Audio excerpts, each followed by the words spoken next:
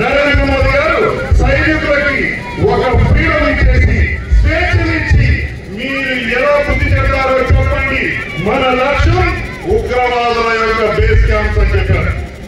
ఉగ్రవాదుల యొక్క స్థావరాలను మధ్యరాత్రి 1 గంటకు, ఎందుకంటే జనసంచారం ఉండదు కాబట్టి మామూలు పౌరులు ఎవరు కూడా దీని వల్ల హతమార్చకూడదని చెప్పి వారికి 1 గంట 20 నిమిషాలకు టైం ఇచ్చేసి ఆ టైంలో ఉగ్రవాద స్థావరాలన్నీ కూడా 9 ప్రాంతాల్లో సమూలంగా నాశనం చేశారు. అది మన సైనికుల యొక్క సత్తా.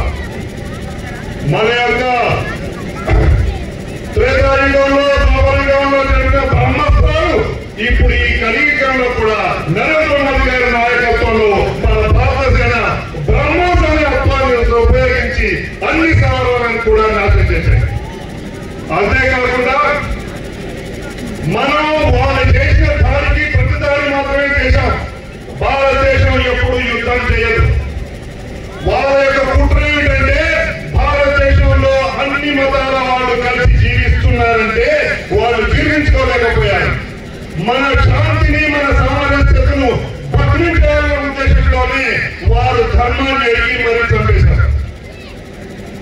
కాశ్మీర్ అభివృద్ధి చెందుతుంది, ఆర్థిక తీసేశారు కాబట్టి వీళ్ళ అభివృద్ధి వల్ల మనకు నష్టం జరుగుతుందని విదేశీయులు కుట్ర పని, మన దాయాలు కుట్ర పని అడిగి మరి మన మధ్యలో భేదాలను సృష్టించాలని ప్రయత్నం చేశారు.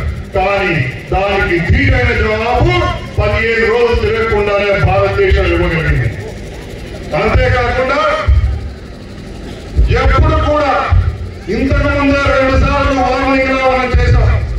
పట్టణంలో జరిగిన అసత్యానికి ఎంక్వైరీ పెట్టి పాకిస్తాన్ ఆర్మీ యొక్క నాయకుడిని రమ్మన్నాం. మీరు కూడా వచ్చి ఈ విచారణలో పాల్గొనండి అంటే వాళ్ళు పాల్గొనలేదు. రెండవసారి పుల్వామా దాడి జరిగినప్పుడు మనం సర్జికల్ స్ట్రైక్ చేసి వాళ్ళకు ఒక వార్నింగ్ ఇచ్చాం. అయినా కూడా వాళ్ళకు బుద్ధి రాలేదు. ఇక మూడోసారి ఎప్పుడైతే పేర్లంలో ఈ విధంగా 26 మందిని చంపేశారో, పర్యాటకుల్ని చంపేశారో, ఇక ఇది లాస్ట్ వార్నింగ్ కూడా ఇచ్చే అవకాశం లేదని చెప్పి మొత్తం 9కి 9 స్థావరాలను ఎందుకని మనకు తెలిసినది కూడా దాన్ని టార్గెట్ చేసి లేపేశారు. కాబట్టి దాన్ని తట్టుకోలేక అక్కడ ఆ టార్గెట్ లో చనిపోయిన ఉగ్రవాదులందరి కూడా దహన సంస్కారం చేసేటప్పుడు పాకిస్తాన్ ప్రభుత్వ లాంఛనప్రాయంగా ఆర్మీ అధికారుల సమక్షంలో జరిగింది. అంటే ఈ ఉగ్రవాదం వాళ్ళ కనుసంధానంలోనే జరిగిందని చెప్పడానికి వేరే సాక్ష్యం అక్కర్లేదు. అలాంటి ఉగ్రవాదం మనకే కాదు, ప్రపంచానికే, మానవాళికే శత్రువు. ప్రధాని మోదీ గారి ఎజెండాలో మొట్టమొదటి ఏంటంటే ఉగ్రవాదం.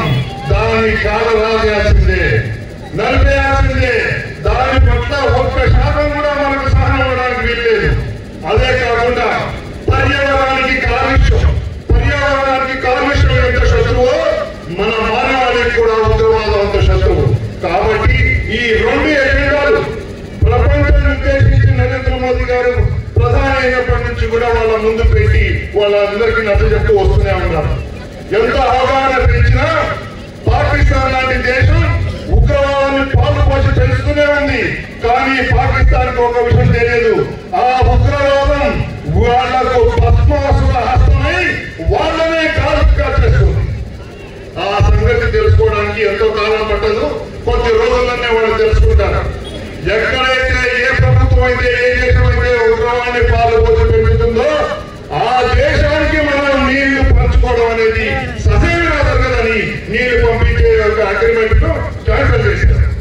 అంతేకాకుండా ఏ దేశం అయితే ఉగ్రవాదాన్ని పెంపొందిస్తుందో ఆ దేశంతో మనం వ్యాపారం చేయడం కుదరదని చెప్పి వ్యాపారాన్ని రద్దు చేశారు. ఏ దేశం అయితే ఉగ్రవాదాన్ని పెంపొందిస్తుందో ఆ దేశంతో చర్చలు జరపడం అది అమానవీయం అని తెలుసుకొని ఆ మానవత్వ యొక్క లక్షణాలు చూపించడానికే వాళ్ళతో చర్చలు కూడా మానేశారు. ఎప్పుడైతే దాడికి మళ్ళీ వాళ్ళు దాడి చేశారో మన S-400 మనమే తయారు చేస్తున్న ఆకాశ్ గాల్లోనే వాళ్ళని కొట్టేసి మన భూభాగంలోకి రాకుండా వాళ్ళ డ్రోన్